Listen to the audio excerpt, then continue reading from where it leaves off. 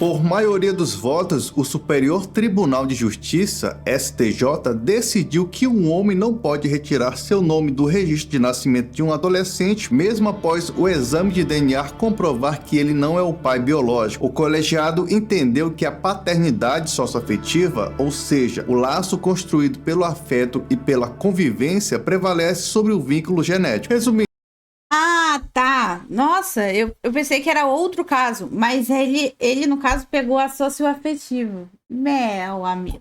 Tá. você foi enganado, prova que foi enganado e mesmo assim continua refém de uma situação pela justificativa Carai. de laço afetivo. Será que é preciso desenhar e Tchauzinho, caganeira. explicar que se o cara suspeitou que não é o pai, fez o exame de DNA, comprovou a mentira, entrou na justiça e recorreu até as últimas instâncias para remover o nome dele do registro, será que não está mais do que nítido que não existe mais vínculo afetivo? O caso chegou ao STJ após o Tribunal de Justiça ter negado o pedido do homem. Segundo o processo, ele manteve uma relação saudável de pai e filho com o jovem por anos, incluindo viagens e pagamentos de despesas. Após o resultado negativo do exame, ele se afastou e devolveu o adolescente à avó materna, buscando na justiça a anulação da paternidade. O conjunto fático probatório destacado pelo tribunal local revela a existência de relação socioafetiva entre as partes, impossibilitando a retificação do registro civil do filho. Ué, claro que teve relação de pai e filho. Ele foi enganado e achava que era o pai. E quando ele descobriu a verdade, fez o que qualquer pessoa com um mínimo de amor próprio e honra faria. Saiu fora. Mas aí usam o passado criado em cima de uma mentira como justificativa para manter ele preso nessa situação. E detalhe, e a mãe que causou tudo isso? Some da história e fica de boa, beleza? A relatora do caso, ministra Nancy Andrighi, destacou que a jurisprudência do STJ exige 2 requisitos cumulativos para anular um registro de nascimento. A prova de que o pai foi induzido ao erro, vício de consentimento e a inexistência de uma relação socioafetiva. Ou seja, praticamente impossível. Como que você vai provar que foi induzido ao erro? Me explica. Você tem uma relação de anos com a sua mulher, ela engravida e você naturalmente acha que o filho é seu. Assim que é o curso natural das coisas. Aí beleza, vamos supor que nessa relação ela te traiu com alguém lá do trabalho dela, ou com um personal, por exemplo. Como que o cara vai provar isso? Ainda mais que quando essa criança nascer, um recém-nascido demora, sei lá, meses ou anos para adquirir características físicas. Aí até levantar suspeita, já passou anos e a pessoa tá lá. Mais ou menos, hein, vinculada mano. Tem criança que nasce a cara do pai. Uma criança. E outra coisa, além de tudo isso, ainda tem que provar a inexistência de uma relação socioafetiva. Então, o que que o cara vai fazer? Vai ser algo do tipo assim, meu filho nasceu, então eu vou tratando mal ele aqui, para não correr o risco de gerar um vínculo afetivo. Aí mais tarde eu vejo se ele se parece comigo ou não. Se não parecer, eu faço um DNA e vejo no que vai dar. Cara, isso aqui é uma piada total. No caso julgado, o tribunal reconheceu que o homem foi levado a erro ao acreditar ser pai biológico. No entanto, os depoimentos no processo comprovaram a existência de um forte laço afetivo entre os dois antes do exame de DNA. Então, o tribunal admite que o cara foi enganado, mas punha a si mesmo. O sistema virou cúmplice de uma mentira e só faltou mandar os parabéns para a mãe. Criaram uma jurisprudência onde o afeto gerado por engano vale mais do que a própria verdade. Esse país virou um circo. Essas regras são feitas DNA deve ser obrigatório na maternidade. justamente para amarrar o cara nessa situação. É como se Que doideira. dissessem, você foi bonzinho demais. A faxineira tinha 3 filhos, sendo que 2 deles ela não podia pedir pensão, porque o pai era bandido e ameaçava matar ela se entregasse na justiça. Carai. Mas agora aguenta aí e sustenta filho dos outros. Assim, a divergência entre a paternidade biológica e a declarada no registro de nascimento não é apta por si só para anular o registro. Pois é, a verdade não importa mais. O DNA pode dizer o que for, o que importa é que o Estado vai decidir. E o pior, nessa situação, o vínculo de afeto já morreu no momento em que o cara descobriu a verdade. Ele saiu, se afastou e pediu judicialmente para sair. Isso mas por si também só é uma já mostra que difícil pro cara, né? Porque, tipo assim, amor... sei lá, eu acho, né? Amor não é algo que você, tipo assim, descarta. Imagina você viver, sei lá, tipo, 5 anos com uma criança. E aí você acha que é o pai dela, você cria como pai dela, você tá todo dia ali como pai dela. Tipo assim, você ama aquela criança como se fosse seu filho. Imagina do nada você descobrir que ela não é seu filho, tipo. Você não para de amar aquela criança, o vínculo tá feito. Mas aí, mano, imagina a decepção, velho. A decepção deve doer muito. Caralho. Que o laço não existe mais. Não, pra criança também deve. Nossa, pra criança pior ainda, que a criança não tem nada a ver, mano. A criança nem entende o que tá acontecendo. Mas prefere manter o nome dele no papel só para garantir uma pensão e herdar os bens. Caralho. E considerando que essa criança já foi rejeitada pela mãe quando pequena, e agora assim? ser rejeitado pelo pai. Nossa, mas aí também a família é completamente disfuncional. Então a mãe já tinha ido embora?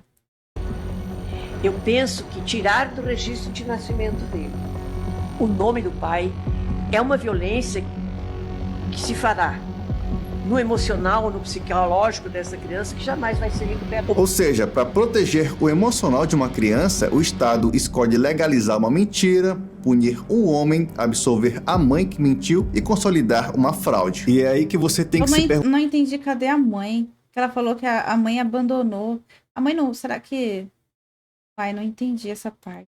Que justiça é essa que absolve uma mulher que mentiu e condena o homem que foi enganado? A mulher teve uma relação qualquer por aí, foi embora para os Estados Unidos, largou a criança na mão do pai, aliás, do suposto pai, e quando ele descobriu isso, que ele não era o pai de verdade, ele quis sair dessa situação. Aí vem o sistema e fala para ele, agora você vai... Mano, mas assim, de qualquer forma, coitada dessa criança. Meu Deus do céu.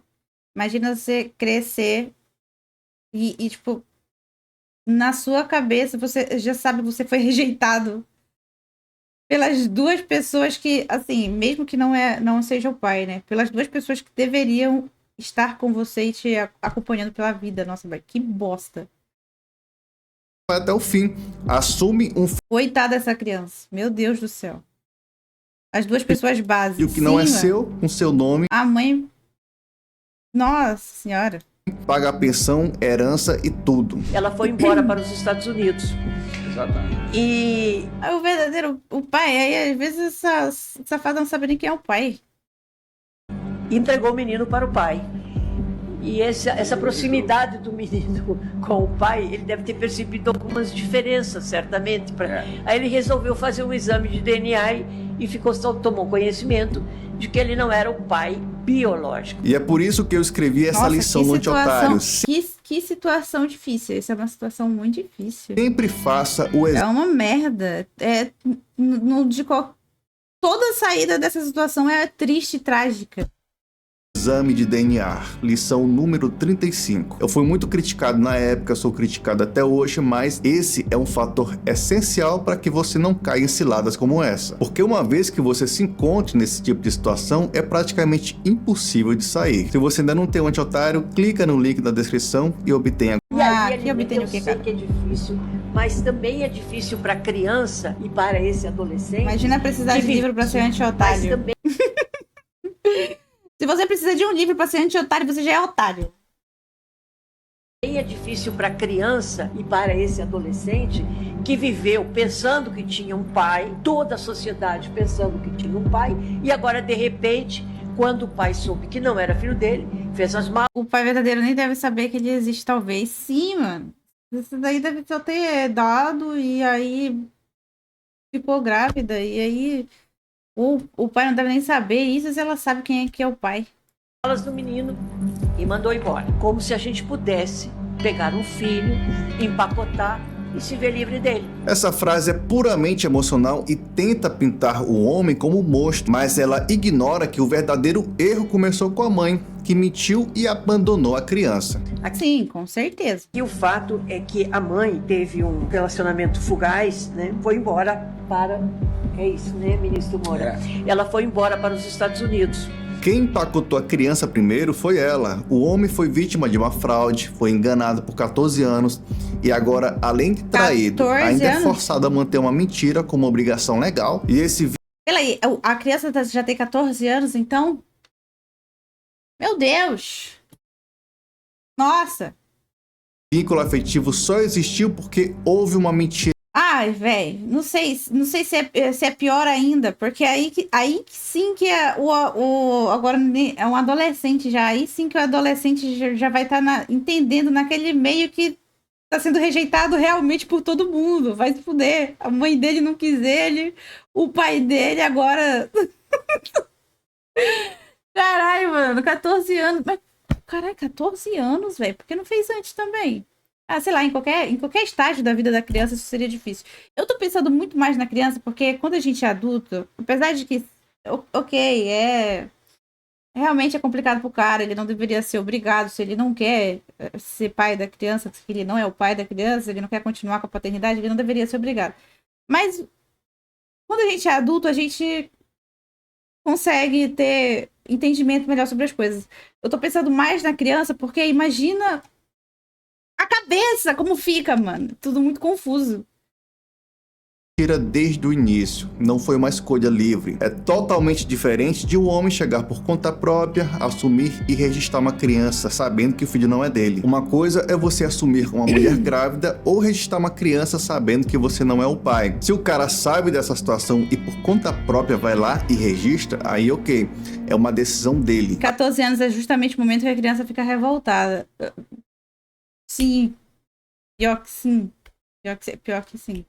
Agora, ser enganado, ridicularizado e escravizado pelo Estado... Se fui eu, assumiria que ficou, não ficaria com a criança. Então, é porque é difícil cravar, né? O sentimento do cara. O cara também não queria mais essa responsabilidade pra ele. Aí é foda. Mas eu acho que esses 14 anos é um tempo muito longo, né? Pra você não criar um vínculo, assim. Tipo, você sempre ter cuidado da criança como pai e você não ter criado um vínculo de amor com ela, assim, pra querer descartar. Que não deixa de ser um direito dele se ele quisesse, né? para sustentar Doideira. um filho que nem é dele, aí é sacanagem, porque se ele recusa não pagar a pensão, ele vai preso na mesma hora. E ainda fizeram um discurso emocional dizendo que o menino já foi rejeitado pela mãe e não merece ser rejeitado pelo pai. E considerando que essa criança já foi rejeitada pela mãe, quando pequena. Não, mas assim, que não merece, não merece. Mas é por isso que é uma situação muito complicada. Não, eu não consigo opinar sobre um negócio desse aqui, não. E agora ser rejeitado pelo pai, eu Não penso consigo. que tirar do registro de nascimento dele o nome do pai Isso é muito complicado. é uma violência que se fará no emocional, no Esperava a próxima Copa. psicológico dessa criança que jamais vai ser recuperado. Primeiro, Não adianta, a pensão socioafetiva torna a criança legalmente com direitos como se fosse legítimo pensão e herança. Assim, 14 anos esse moleque tá comendo uma panela de feijão e 4 bifes por dia, por isso ele tá querendo fugir do B.O. Então, pode ser isso também. Ele viu que não é filho dele e aí não quer mais arcar financeiramente, obviamente. Aí tá querendo, né? que ele não é o pai. O verdadeiro O que eu falo mais uma vez, ok, é direito dele não querer se ele viu que não era filho dele. Mas, caramba, eu fico impressionada de alguém conseguir fazer isso facilmente, tá? Fico impressionada de alguém conseguir fazer isso facilmente depois de conviver tanto tempo com uma criança, pensando que ela era sua filha e amando como se fosse. o pai dessa criança ou nem sabe da existência dele ou tá rindo à toa com toda essa situação. Segundo, cadê o discurso emocional pro homem que foi enganado? Porque ele é uma das principais... Sim, ele, sei lá, não sei se ele teria que ser indenizado. Essa mãe tinha que ser responsabilizada e tinha que se responsabilizar financeiramente. Alguma parada assim, essa seria a solução. Não é? Algo assim tinha que acontecer. vítima dessa história. O sofrimento de Eu acho que a mãe tinha... Exatamente, a mãe tinha que pagar pensão pra criança sozinha agora, se pá. Porque geralmente é dividido, né? Metade, metade. um homem que foi enganado, manipulado e obrigado judicialmente a arcar com consequências de um erro que não cometeu não importa? A resposta é simples, porque no Brasil o homem é só um CPF para pagar boleto. A mulher pode errar, sumir, mentir, o Estado acode, protege e blinda. E não adianta vir falar com esse papo de a criança não tem culpa. É claro que a criança não tem culpa, mas aí vai fazer o quê? Vai ferrar com a vida de um homem que não tem nada a ver só pra criança ficar sofrendo.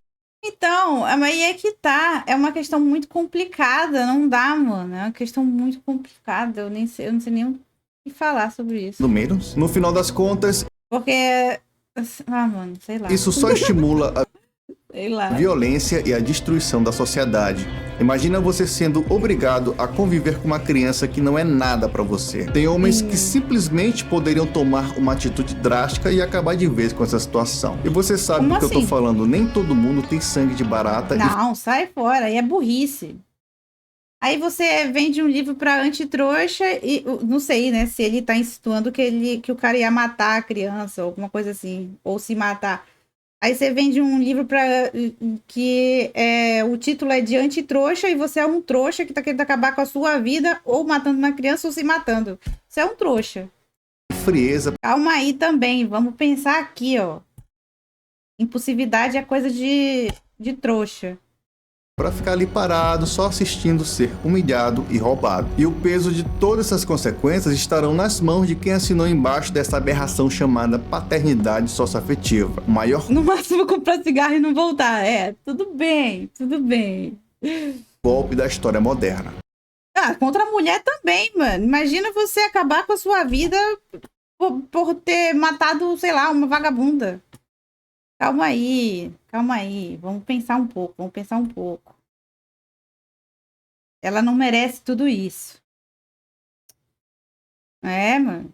Não dá. É tipo, porra, é tipo o cara que pega a mulher traindo e aí vai mata a mulher, bate na mulher, acaba a vida dele e vai preso por conta da vagabunda. Aí você se torna trouxa. Você é um trouxa se você faz isso. Acaba com a sua vida por alguém que não vale a pena. É duro. Eu sei, mas você acaba com a sua vida por algo que não vale a pena.